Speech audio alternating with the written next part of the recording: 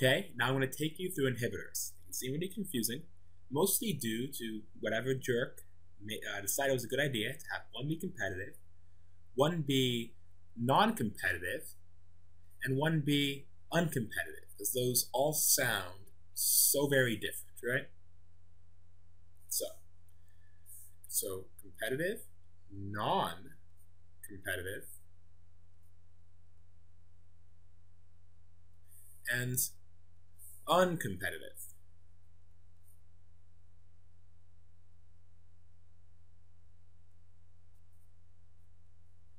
So the competitive inhibitors fight for binding with the enzyme. So you have substrate plus enzyme, and that goes and forms enzyme-substrate complex. Well, the competitive inhibitors form enzyme inhibitor complexes right here. So they steal away the enzyme. The non-competitive inhibitors are non-competitive. They don't care. So they, when you have this, they don't care what they do. So they are fine forming enzyme inhibitor complexes. They're also fine with enzyme substrate inhibitor complexes, because they're non-competitive. They don't care. And uncompetitive inhibitors actually prefer the enzyme and substrate to be bound, because they can only bind to the substrate enzyme complex.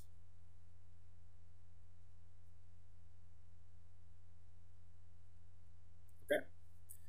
So that's the difference between these two.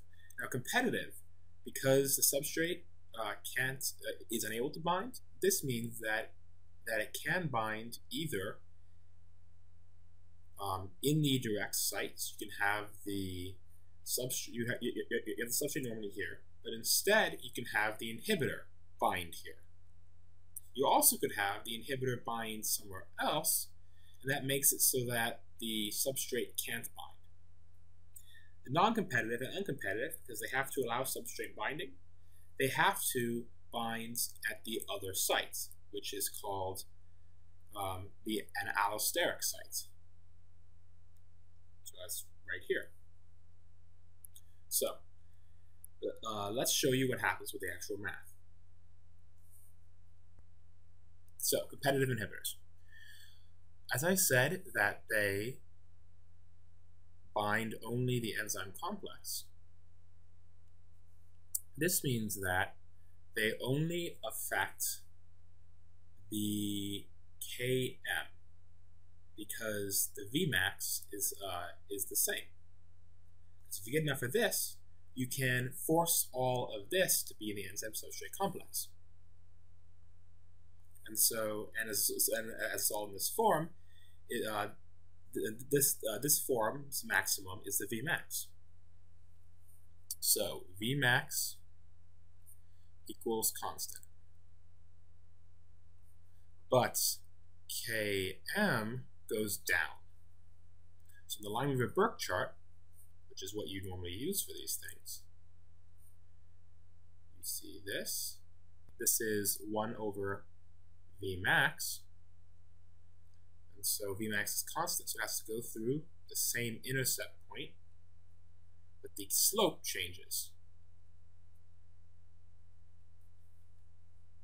On the normal chart, you would have the normal line be this, Vmax, and you would have the new one go up slowly because there's an inhibitor, but you can overpower the inhibitor with enough substrate, so eventually you can approach Vmax too. The non-competitive inhibitor doesn't allow this. The non-competitive inhibitor doesn't affect Km, but it stops Vmax because it can grab this part. So it's able to affect Vmax. A big C for competitive. So Vmax changes, it goes down. while Km is constant. So when you have this chart with the same, this will draw the same spot, so that's confusing for you guys. This is the normal, and then the inhibited, it lowers Vmax, right? And so the Lineweaver-Burke chart, you have the normal line, and then as this is -1/Km, this stays the same because Km is constant. You end up with a line here instead. The slope needs to change in that direction. Okay. So the last one, uncompetitive. Now this one's pretty rare, so I'm going to go through it really briefly. You actually don't see this one that often, but you should know what it does. So this changes both Km and Vmax, but it changes them in a method that is proportional. So the slope is the same, but the intercepts both change on the Lineweaver-Burke chart. Okay. So you go from this to a parallel line, the same slope, but different intercept, and a different intercept over here. This is uncompetitive.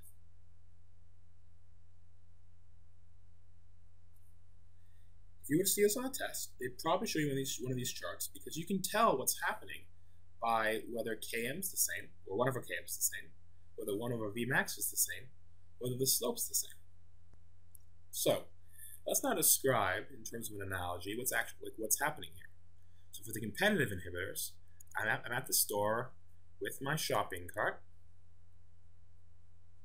Well, wonderful shopping cart it is. But there's an employee who's a jerk, and so he comes and he sees me going for the cart and he snacks it before I can get there, and then goes around the store looking busy. He is competing with me for the use of this cart that everyone wants.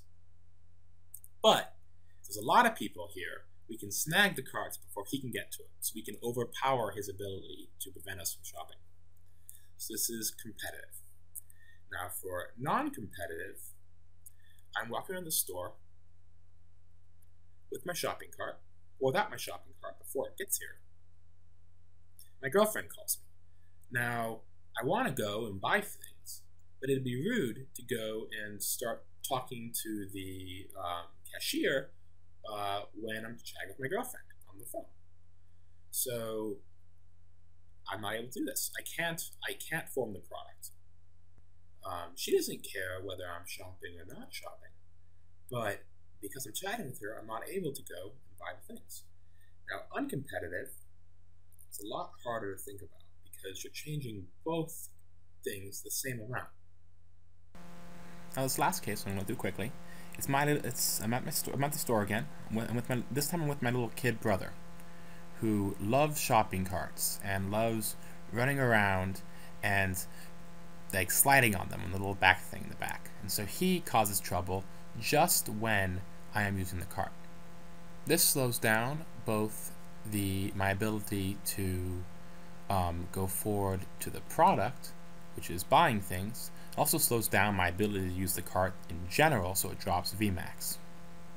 So this is down Km, because you can't go forward to the product. So the important thing to remember, guys, is that the competitive has 1/Vmax intercept constant,